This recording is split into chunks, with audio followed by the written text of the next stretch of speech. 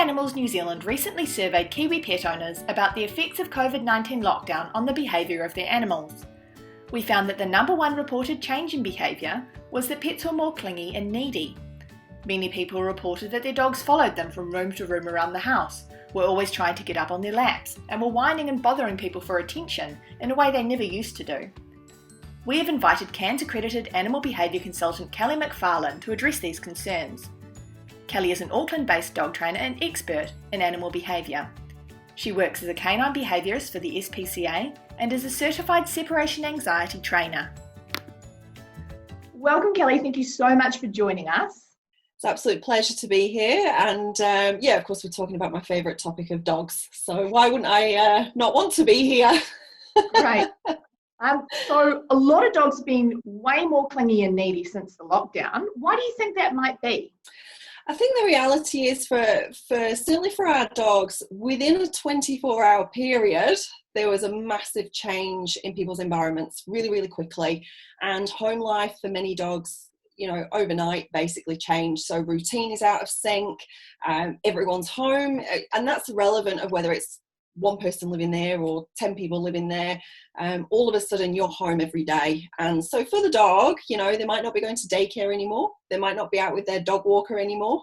And again, for them, potentially all of a sudden their lifestyle is completely gone topsy-turvy. So for some people, it might be actually a little bit nice to have a dog who really, really wants you around, wants to snuggle all the time. Is it important to try and manage clingy behaviour, or is it okay to just let it be? At the end of the day, with regards to our dogs, change, just like people, change is always stressful. So, if the dog at first is a little bit clingy, and that's only, let's say, for a few days, it might even be up to a week, then that can be quite normal.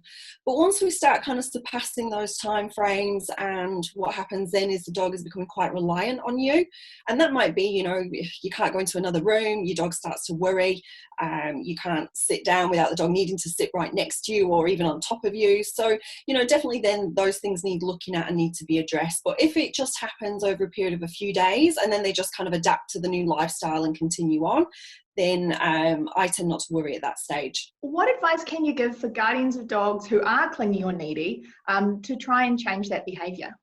It really depends on the dog, but obviously different scenarios. So the first one, I think, anyway, for all of us is trying and get some form of routine. It's certainly easy to start staying up late, potentially sleep in longer. Certainly for our dogs, then that does affect their potential exercise regime, feeding regime as well. And then also what we need to look at is the dog getting any time to themselves at all?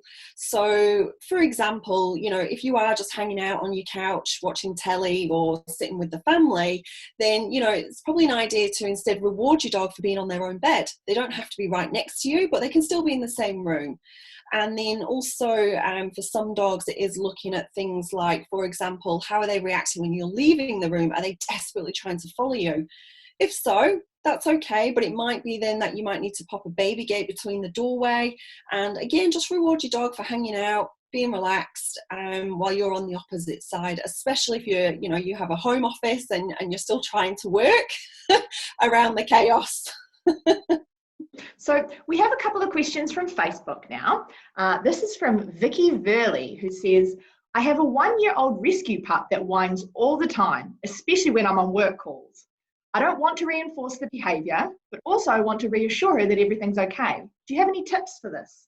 It is a rescue dog. I don't know the history of the dog and how long the behaviour has been going on for, but certainly, again, so going back to kind of making sure the dog's got its own place, so having it relax, whether that be on its own bed, on a crate. It can be in your area of work if that is required to start with. I would also, kind of when you're busy doing something, preferably not on your work calls, but when you are doing something, then, just drop a treat for that dog who's hanging out, relaxing. You might want to give them, a stuffed stuffed Kong, or you can get the topples that are really good.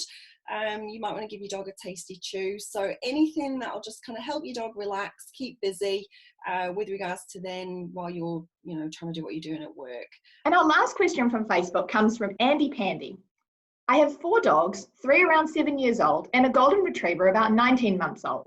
Whilst they all follow me everywhere, I've noticed the younger one stressing out if the other dogs are not in his eye line.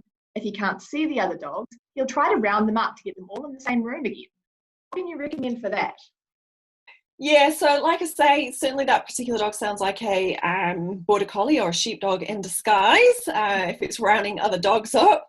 But the key thing is certainly in multi-dog households, we want our dogs to be able to still cope alone and not be reliant on the other animals in the home.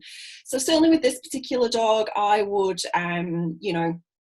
with regards to sleeping arrangements, it might be pop a baby gate first in between doorways. Dogs can see each other, but obviously, that particular dog can't get to them first. And we want to make sure that dog can relax in that environment to begin with. And then if that's doing really well and we've rewarded it lots and it's coping happily because it can see the other dogs and not stressing because it can't reach them, then I would start to do it where doors are closed. So for example, youngest dog in one room, owner can be with them initially to get them settled, and then it will be open that door, make sure all the other dogs are in the other area, and owner can leave, come back in, reward the dog just for staying nice and calm. But it really, again, with that particular, depends on whether that dog is still stressing when the owner is around and it can't get to the dogs, or whether it's the fact of it's completely alone. So again, it really depends on those circumstances as to how we would then deal with that. Thank you so much. And thank you so much for making the time to talk to us today. Absolute pleasure. Thank you.